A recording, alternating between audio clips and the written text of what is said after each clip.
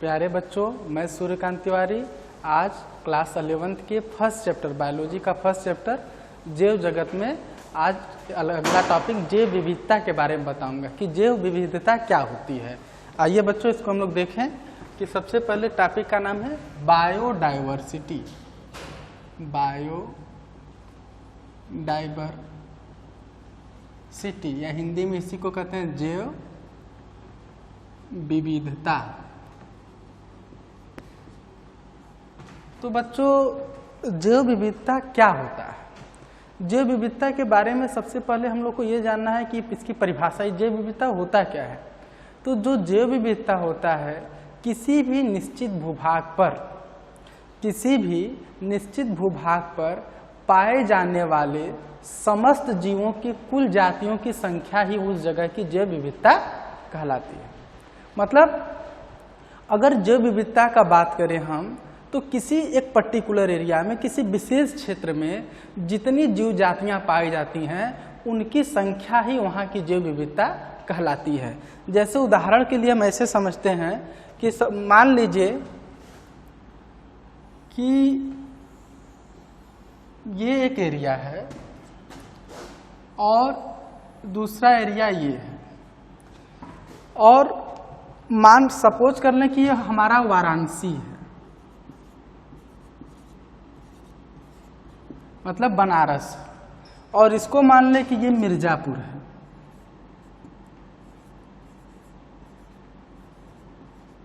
ये मिर्जापुर है, ये बनारस है और ये मिर्जापुर है। और यहाँ पर पाई जाती हैं जातियां गाय, भैंस, भालू, लोमड़ी,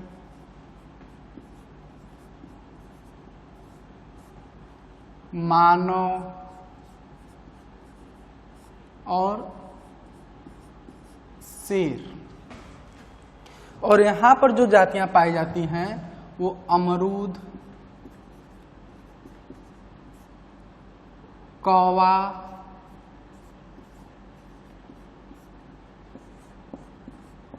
तोता और जामुन, ये है।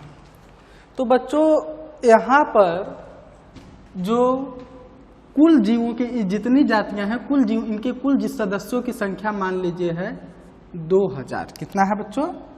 2000 टोटल संख्या 2000।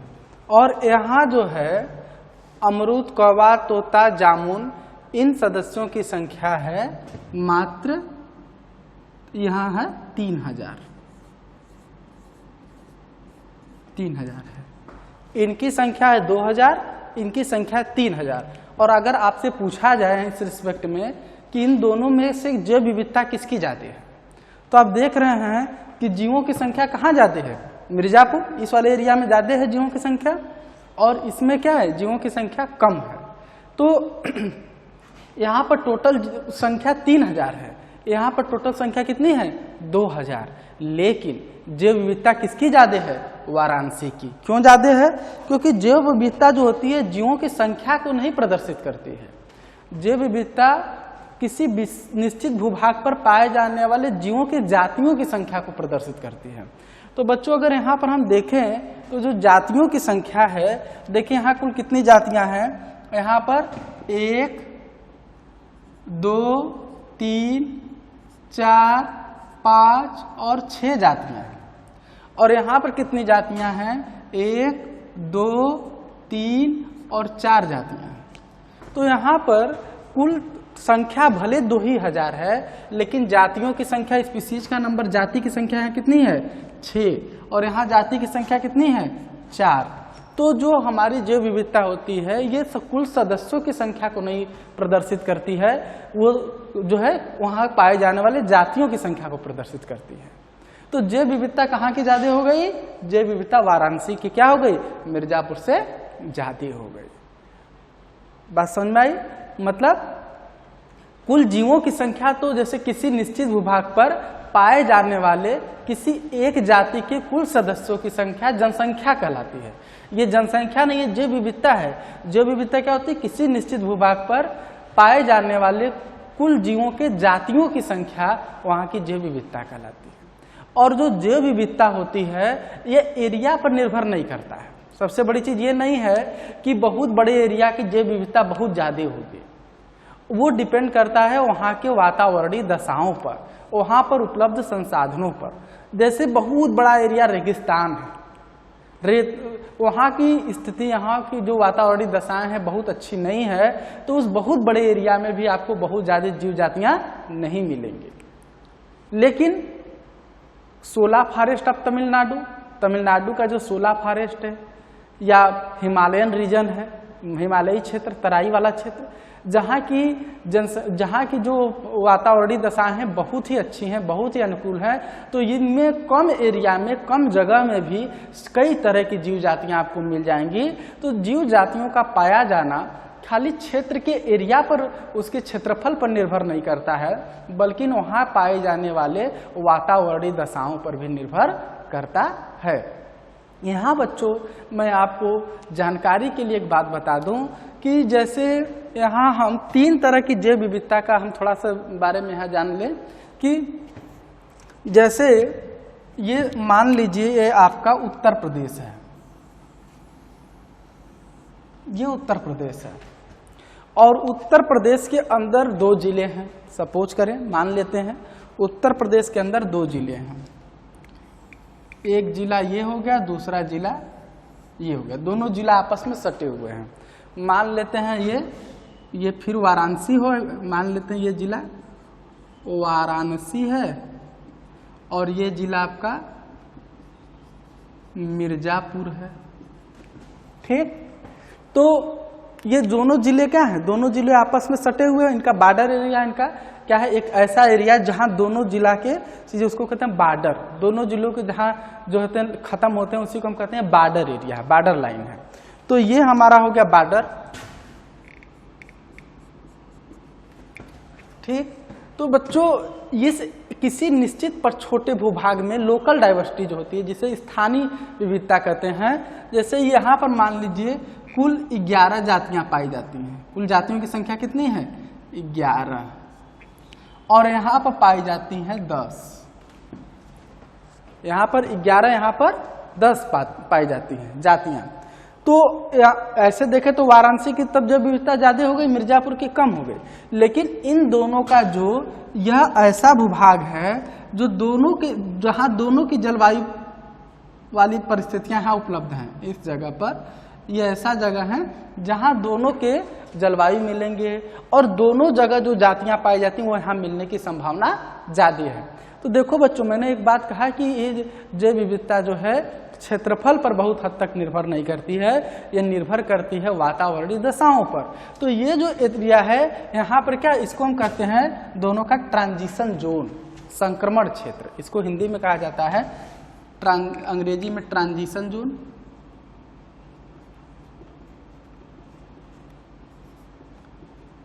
और हिंदी में इसे कहा जाता है संक्रमण क्षेत्र।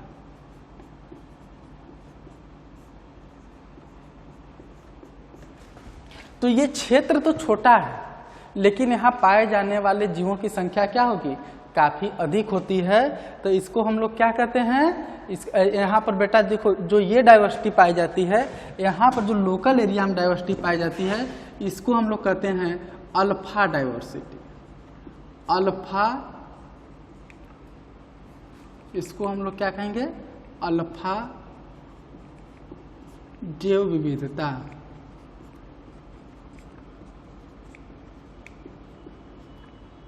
अल्फा जैव विविधता, या अंग्रेजी में इसको कहते हैं अल्फा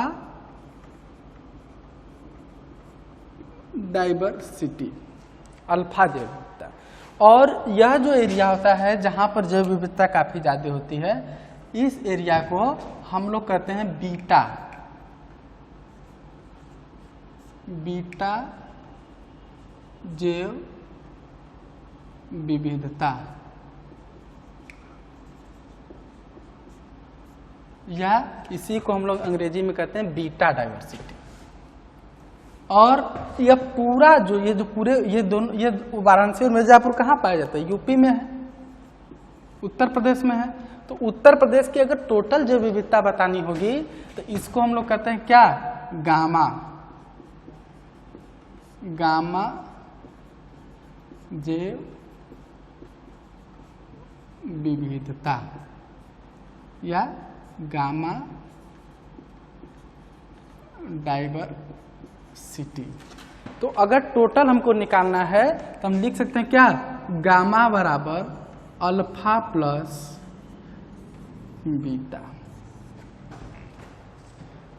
तो इस तरह से बच्चों हम लोग क्या निकालते हैं? जैव विविधता। जैव विविधता क्या होती है और यहाँ पर ट्रांजिशन जोन बीटा डाइवर्सिटी क्या होती है, अल्फा डाइवर्सिटी क्या होती है, गामा डाइवर्सिटी क्या होती है, आप समझ गए जैव विविधता के बारे में। अब हम लोग जानेंगे कि कितनी ज्यादा, देखिए बच्चों जैसे कि हम जानते हैं कि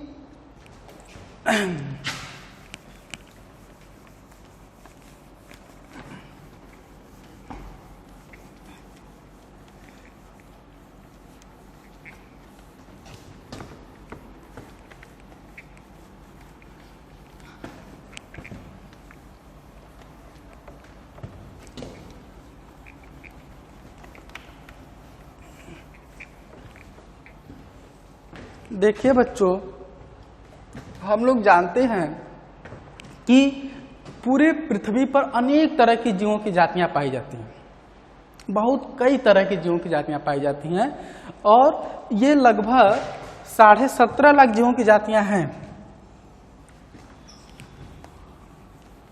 17.5 लाख जो कि ज्ञात हैं।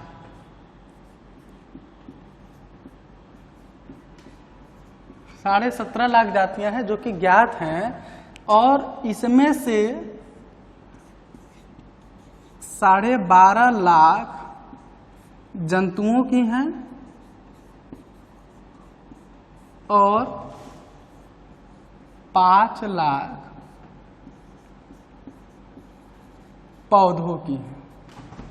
12.5 लाख जंतुओं की हैं और 5 लाख पौधों की हैं।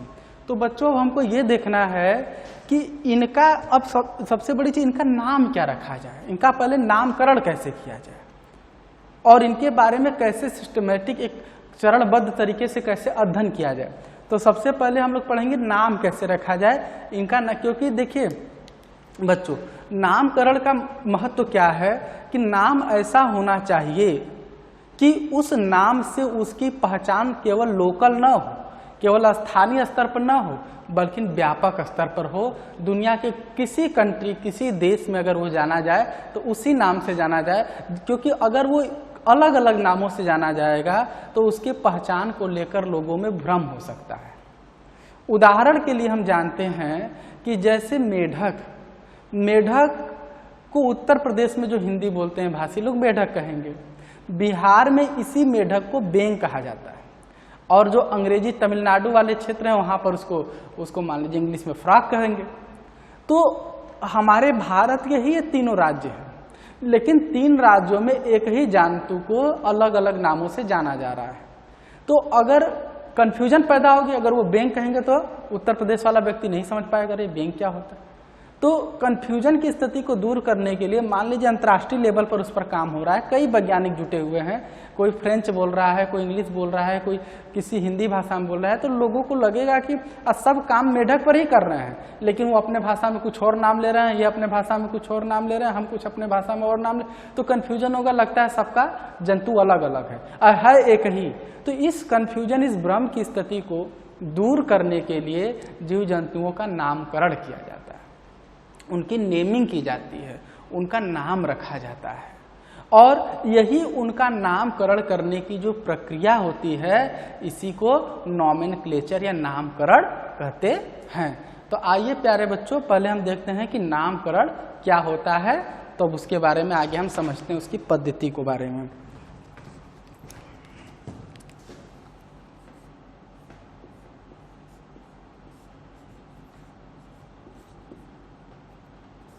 नामकरण या इसको कहते हैं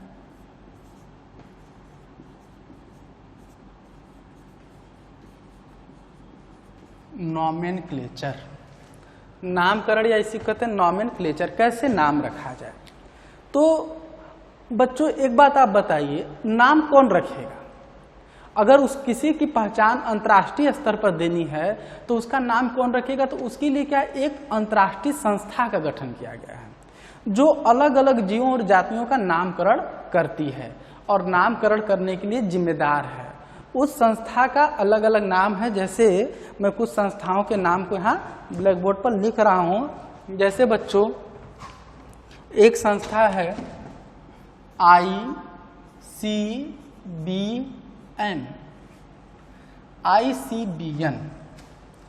इसका पूरा नाम होता है international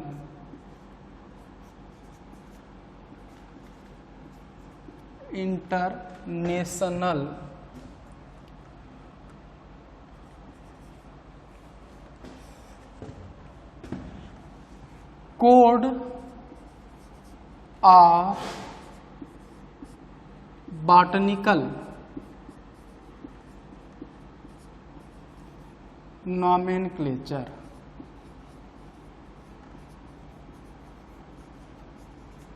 international code of botanical nomenclature, इसका काम होता है पौधों, इसका काम होता है पौधों का नामकरण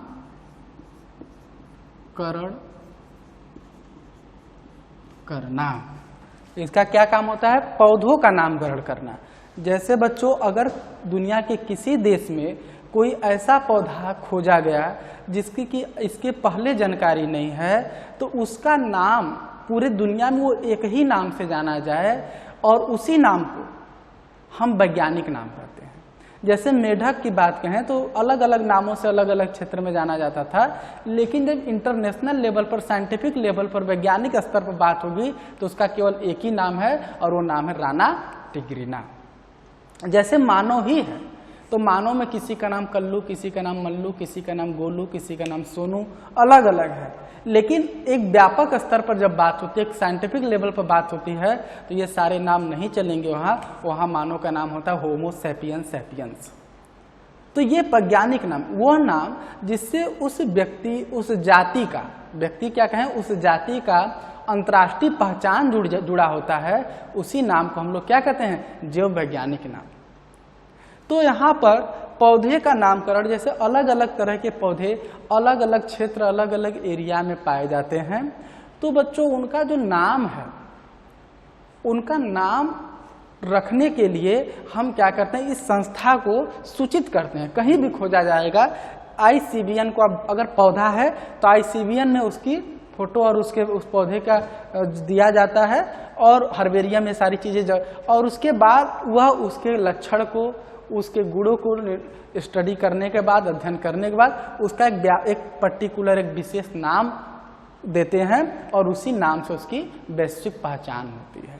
तो पौधों की नाम रखने वाली संस्था का नाम है ICBN और इसका कभी कभी पूरा नाम पूछ देता है कि ICBN का पूरा नाम क्या होता है। तो international code of botanical nomenclature, इसका पूरा मतलब होता है, और ये पौधों का नामकरण करती है। इसका मुख्य काम है पौधों का नामकरण करना। उसी तरह अगर जंतु होगा तो जंतुओं के लिए है ICZN। इसका पूरा नाम होता है ICZN का international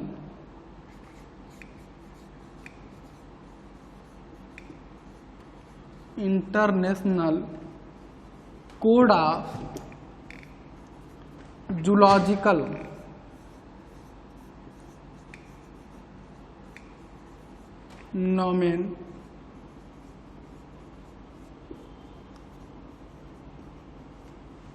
international code of zoological nomenclature, इसका पूरा नाम होता है ICZN का, और इसका मुख्य काम होता है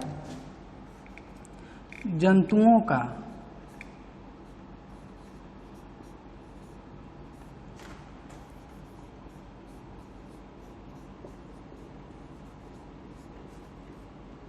नामकरण करना।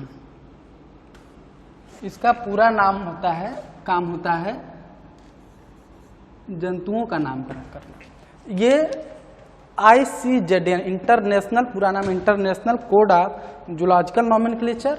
और ये क्या करती है, ये संस्था क्या करती है कि पूरा दुनिया में कहीं भी अगर कोई ऐसा जंतु खोजा जाता है जिसकी पहचान इसके पहले नहीं थी, जिसके बारे में इसके पहले पता नहीं था, तो उसका जीव वैज्ञानिक नाम रखने का काम ये संस्था करती है, international code of zoological nomenclature. और जो यह नाम देती है उसी नाम से उस जंतु की वैश्विक पहचान होती है। या एक संस्था और होती है, उसका नाम है ICVN। ICVN इसका पूरा नाम है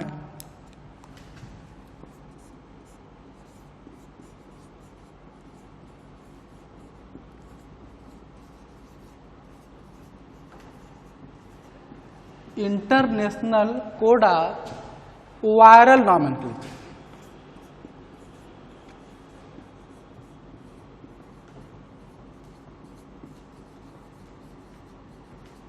international code of viral nomenclature ये क्या करती है, यह पूरे दुनिया में विषाणुओं का नाम रखती है। जैसे आप लोग देखते हैं आजकल कोरोना रोग फैला हुआ है और इसके वायरस का नाम है कोविड-19 वायरस। तो ये जो नाम है, ये नाम हम नहीं रख देंगे कि अरे इसका हम ये नाम रखेंगे, ये वायरस इसका नाम सोनू रख दो, ऐसा नहीं है। इस वायरस का एक ऐसा नाम रखा जाएगा, चाहे इंडिया हो, चाहे चीन हो, चाहे जापान हो, चाहे दुनिया का कोई कंट्री हो, उसे कोविड-19 वायरस के नाम से ही जाना जाएगा। वो उसको जो है कि कुछ और नाम नहीं देगा। तो ये नामकरण जो रखने की जो पद्धति होती है, जो नामकरण रखने की जो संस्था होती है, जो वायरस या विषाणुओं का नाम रखती है, उसका नाम है international code of viral nomenclature. इसका काम यहाँ लिख दे रहे हैं बच्चों, इसका काम है विषाणुओं का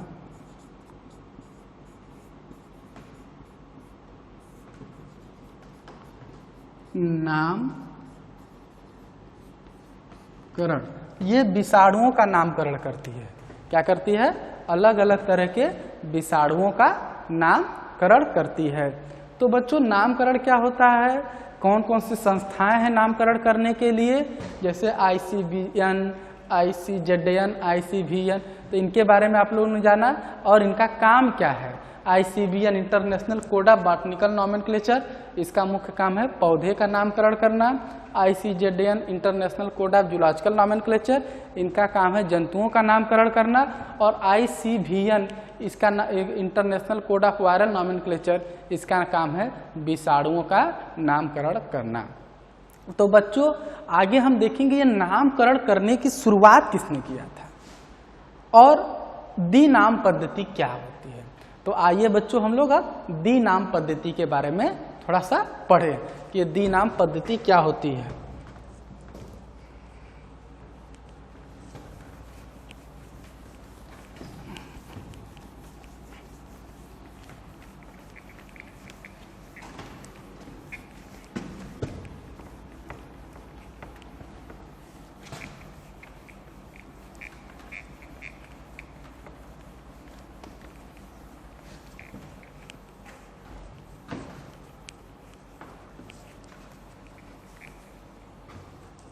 तो बच्चों अगला टॉपिक हम लोग का क्या है, द्विपद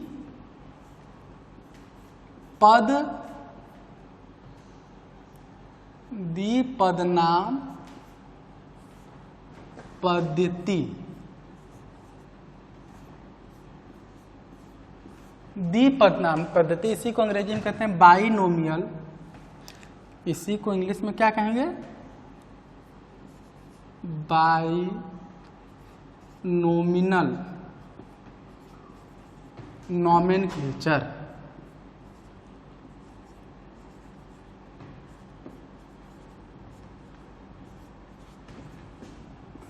बाइनोमिनल नॉमेनक्लेचर द्विपद नाम पद्धति कहते हैं। ये बच्चों पद्धति क्या है, तो सबसे पहले मैं आपको बता दूं, स्वीडन के रहने, स्वीडन देश के क्वेश्चन पूछा जाता है किस देश के, तो स्वीडन के रहने वाले वैज्ञानिक जिनका नाम था कैरोलस लिनियस। क्या नाम था? स्वीडन के रहने वाले थे। कहाँ के रहने वाले थे? स्वीडन के, क्या नाम था? कैरोलस। नाम क्या था?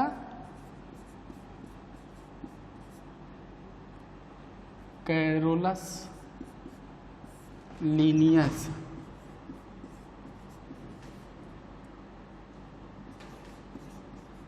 स्वीडन के रहने वाले थे और इनका नाम था कैरोलस लीनियस। कैरोलस लीनियस ने क्या किया?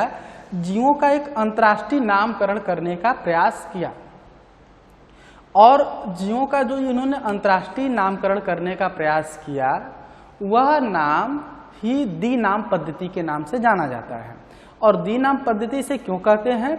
क्योंकि कैरोलस लीनियस ने जो नामकरण की शुरुआत की उसमें किसी जंतु या किसी पौधे का जब ये नाम रखते थे तो उसका जो पहला नाम था वह उसके वंश को प्रदर्शित करता था और उसका जो दूसरा नाम था उसके जाति को प्रदर्शित करता था। तो जो पहला नाम है वो वंश को प्रदर्शित कर रहा है और जो दूसरा नाम है उसके जाति को प्रदर्शित कर रहा है।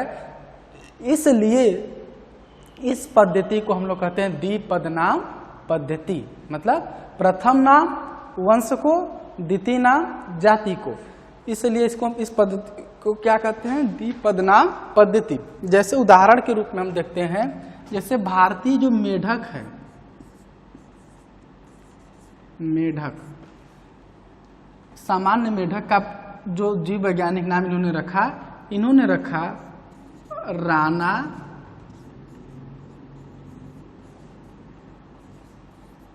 टिग्रीना।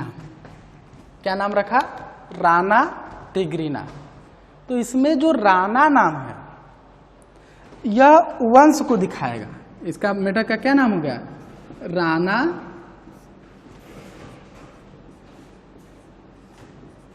टिग्रीना। तो जो राना नाम है यह किसको इंडिकेट करेगा, किसको प्रदर्शित करेगा? वंश को, वंश को। और जो टिग्रीना है यह किसको प्रदर्शित करेगा? जाति को। तो वंश और जाति दो नामों को मिलाकर नाम रखा गया राना टिग्रीना। तो इस ऐसे नाम को जो दो नामों से मिलाकर बना है इसी पद्धति को कहते हैं द्विपद नाम पद्धति और इसके जनक कहे जाते हैं कैरोलस लीनियस जो स्वीडन के रहने वाले थे। तो ये जो द्विपद नाम पद्धति है इस पद्धति का सबसे कुछ महत्वपूर्ण लक्षण होते हैं। लक्षण ये होता है कि किसी भी जीव का नामकरण हमेशा लैटिन भाषा में किया जाता है। नंबर एक बात कि नामकरण किस भाषा में की जाती है? लैटिन भाषा में की जाती है। और जो अंग्रेजी इटैलिक्स में लिखा जाता है, जैसे कोई नाम होता है इनका, जैसे राना टिग्रीना, तो इसको ऐसे नहीं लिखा जाता है, इसको इटैलिक्स में तिरछे शब्दों में लिखा जाता है। लेकिन हम लोग कॉमनली मतलब सामान्य रूप से तिरछे शब्दों में नहीं लिखते हैं, तो उसकी जगह पर क्या किया जाता है कि ऐसे सीधे लिखने के बाद इसके नीचे अंडरलाइन कर देते हैं। तो ये एक नाम लिखने का एक तरीका होता है। जैसे राना के नीचे अंडरलाइन है और टिग्रीना के नीचे भी अंडरलाइन है। तो यह अंडरलाइन इसलिए करते हैं क्योंकि हम इटैलिक्स में अगर नहीं लिखते हैं तो हमको ये अंडरलाइन करना पड़ता है। और दूसरी बात यह है कि जो वंश का नाम होता है, वंश के नाम का जो पहला अक्षर होता है वह सदैव कैपिटल लेटर मतलब बड़े अक्षरों में लिखा जाएगा, अंग्रेजी के बड़े अक्षरों में। जैसे राना का आर बड़ा है राना, लेकिन टिग्रीना में टी बड़ा नहीं रहेगा, वह सब स्मॉल लेटर। मतलब वंश का पहला अक्षर कैपिटल होता है लेकिन उसके बाद के जितने भी अक्षर होते हैं वो सब स्मॉल लेटर में या छोटे शब्दों में लिखे जाते हैं। तो वंश का नाम कैपिटल लेटर में रहेगा और बाकी सारा नाम स्मॉल लेटर में रहेगा। तो बच्चों ऐसा करने के कारण कैरोलस लीनियस ने सबसे पहले ये काम किया था, इसीलिए इनको द्विपद नाम पद्धति का जनक कहा जाता है। अब बच्चों हम अगला टॉपिक देखेंगे वर्गीकरण। वर्गीकी क्या होती है या वर्गीकरण क्या होता है, क्लासिफिकेशन क्या होता है, थोड़ा सा इसको हम लोग देखा जाएगा।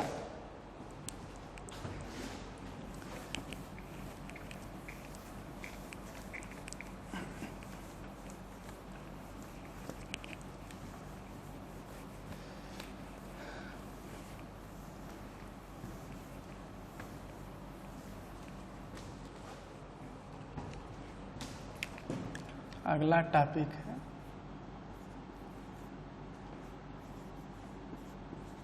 वर्गीकरण या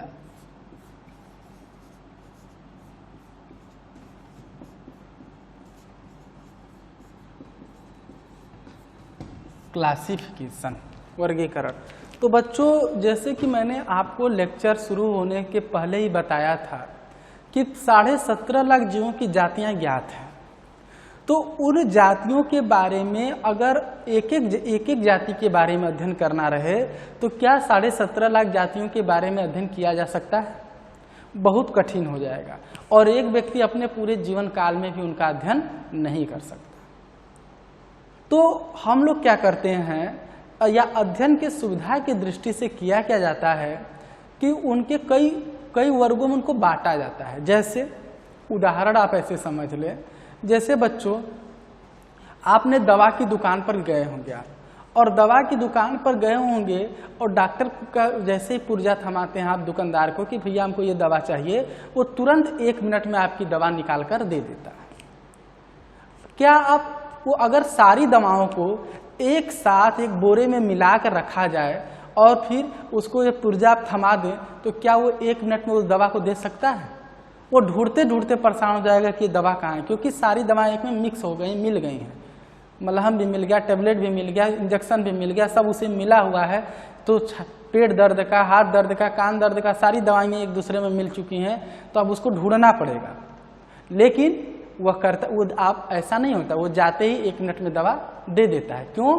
क्योंकि वो और दुकान में अपने बांट लेता है कि ये ऐसा जगह है जहाँ पेट दर्द का इंजेक्शन होगा, ये ऐसा जगह है जहाँ सिर दर्द की दवा होगी, ये ऐसा जहाँ है जहाँ टॉनिक रखा जाएगा। तो अब जैसे वो देखेगा कि डॉक्टर साहब ने टॉनिक लिखा है, तुरंत वो पूरे दुकान में नहीं खोजेगा, उसी छोटे से जगह से टॉनिक निकाल कर दे देगा। तो उसने क्या किया, कैसे वो अपने काम को इजीली कर पाया, आराम से कैसे कर दिया उसने काम को? क्यों? क्योंकि उसने क्या किया, वस्तुओं का वर्गीकरण किया, बांट दिया कि कौन सी दवा किस रोग में काम आएगी और कौन सा सिरप है, कौन सा इंजेक्शन है, कौन सा क्या है, टॉनिक है, सब उसको उसने अलग अलग क्या किया, उसकी एक ग्रुप बना दी, ग्रुपिंग कर दी।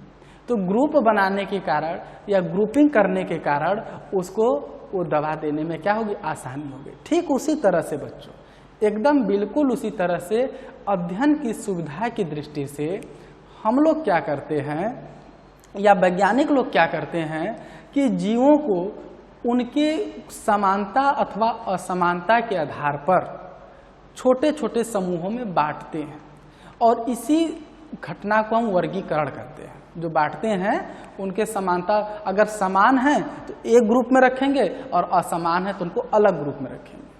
तो समानता और असमानता के आधार पर उनको एक ग्रुप में रखना या अलग ग्रुप में रखना, ये जो निर्धारित होती है इसी को हम लोग कहते हैं वर्गीकरण।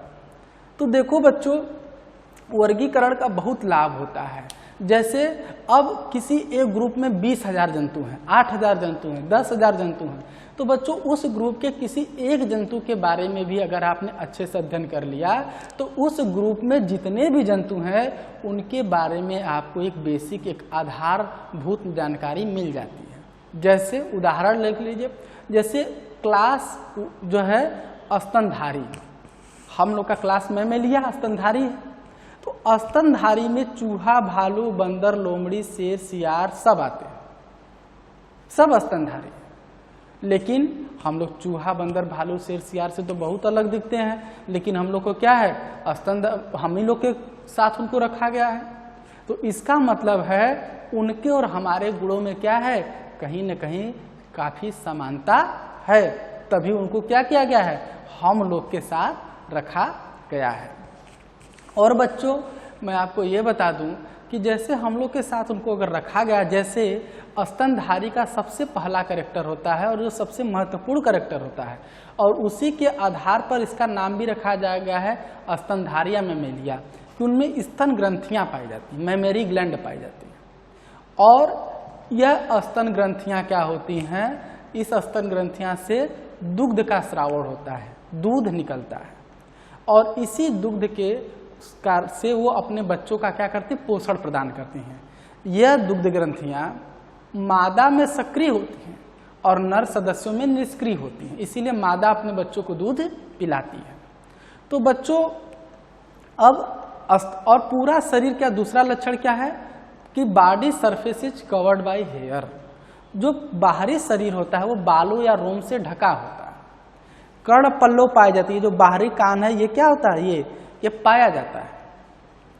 यह स्तनधारियों का लक्षण है। अब देख लीजिए आप, चूहा, बंदर, भालू, लोमड़ी, सियार सब में स्तन ग्रंथियां पाई जाती हैं, सब अपने बच्चे को दूध पिलाती हैं। सबका शरीर पर बाल पाया जाता है, सब में बाहर कान पाए जाते हैं। तोता में बाहरी कान आपने नहीं देखा होगा, वो स्तनधारी नहीं है।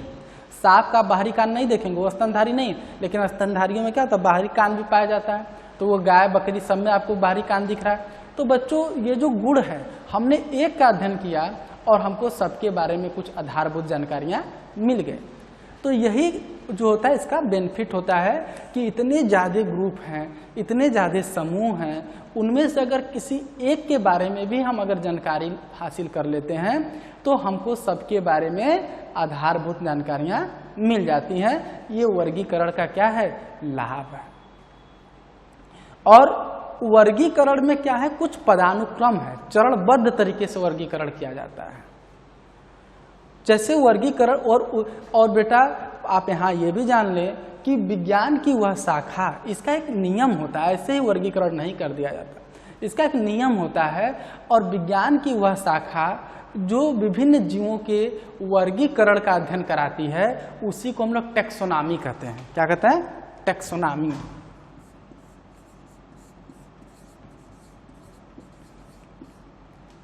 टैक्सोनॉमी मतलब वर्गीकी कहते हैं। वर्गीकी विज्ञान की वह शाखा जिसमें हम वर्गीकरण का अध्ययन करते हैं, टैक्सोनॉमी या वर्गीकी कहलाती है। और इसके क्या होता है, कुछ पदानुक्रम होते हैं जिससे हम ऊपर से चाहे बढ़ते हुए क्रम में चाहे घटते हुए क्रम में, मतलब ऊपर से नीचे आएंगे घटते हुए या नीचे से ऊपर जाएंगे बढ़ते हुए क्रम में होती है। जैसे उसी को हम इकाई कहते हैं, टैक्सोनॉमी की एक एक यूनिट होती हैं, उसी को हम इकाई या टेक्सा कहते हैं। टैक्सोनॉमी के जो विभिन्न पदानुक्रम होते हैं उन्हीं को टेक्सा कहा जाता है।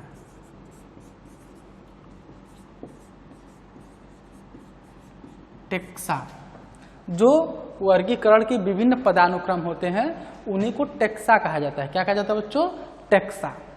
और यह जो टेक्सा होता है यह सबसे बड़ा होता है किंगडम। क्या होता है, किंगडम।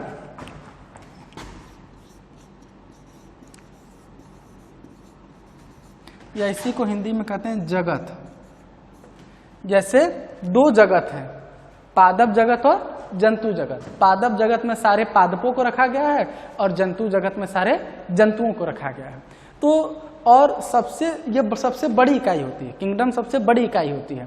तो इसमें देखिए बहुत ज्यादा समानता नहीं मिलेगी, बस एक ही समानता कि जंतु हैं वो पौधे हैं बस, और वो स्तनधारी है नहीं है ये सब इससे नहीं पता चलेगा, सब इसमें है। जितने भी जंतु हैं सब किंगडम एनिमिलिया में आएंगे, जंतु जगत में, और जितने भी पौधे हैं सब किंगडम प्लांटी मतलब पादप जगत में आएंगे।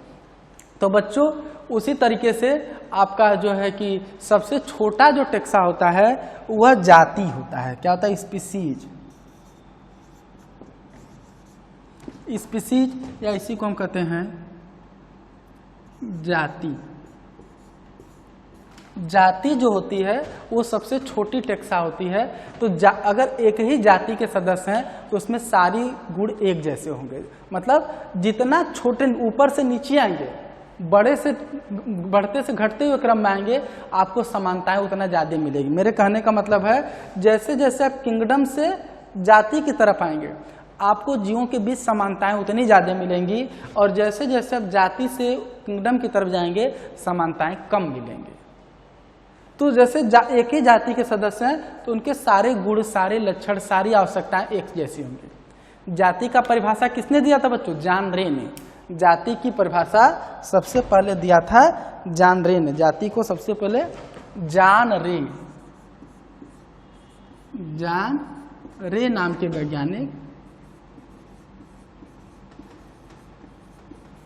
ने परिभाषित किया था। जॉन रे ने सबसे पहले इन्होंने परिभाषित किया था। इन्होंने बताया था कि जो जाति होती है वह एक जैसे जीवों की, वह मतलब किसी जाति में जो जितने भी जीव होते हैं उनकी सारी आवश्यकताएं, उनका आवास, उनकी संरचना, उनके कार्य लगभग एक जैसे होती हैं और वो आपस में स्वतंत्र रूप से प्रजनन करते हैं और प्रजनन के बाद उत्पन्न संतानें भी प्रजनन योग्य होती हैं।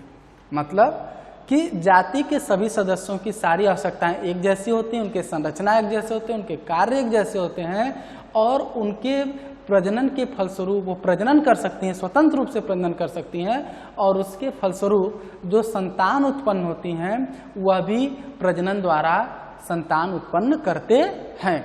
ऐसा मैंने क्यों कहा कि जाति के सदस्यों के बीच स्वतंत्र रूप से प्रजनन होता है और प्रजनन के बाद जो संतान उत्पन्न होती है वो भी प्रजनन करनी चाहिए।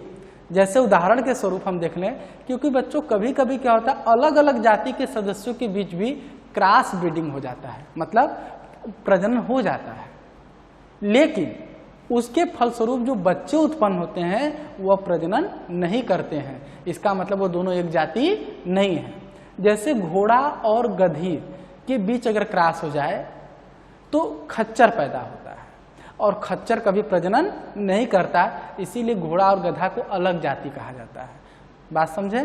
तो जो होता है बच्चों, एक ही जाति के जो सदस्य होंगे, जैसे गधे और गधी के से जो बच्चे उत्पन्न होंगे वो फिर प्रजनन करेंगे, लेकिन गधे और घोड़े के जो क्रॉस से जो बच्चे उत्पन्न हुए वो दोबारा, मतलब खच्चर जो उत्पन्न हुआ वो बच्चा पैदा नहीं करेगा। तो ये जो गुण होते हैं इसी के आधार पर हम जाति की परिभाषा देते हैं। तो बच्चों हम लोगों ने क्या जाना, वर्गीकरण क्या होता है, वर्गीकी क्या होती है, टेक्सा क्या होता है, सबसे बड़ी इकाई जगत होती है, सबसे बड़ी छोटी इकाई जाति होती है। जगत से जाति की ओर चलने पर गुण अधिक मिलेंगे और जाति से जगत की तरफ चलेंगे तो गुणों की संख्या कम होती जाएगी। जाति को सबसे पहले जॉन रे ने परिभाषित किया था और जाति के सदस्यों के बीच स्वतंत्र रूप से प्रजनन होता है। तो और बच्चों अगले टर्म पर पढ़ेंगे हम लोग पदानुक्रम, वर्गीकी के विभिन्न पदानुक्रम जो चरणबद्ध, जैसे जगत क्या होता है, गण क्या होता है, ये सारी चीज़ों के बारे में हम लोग अध्ययन किया जाएगा। थैंक यू बच्चों।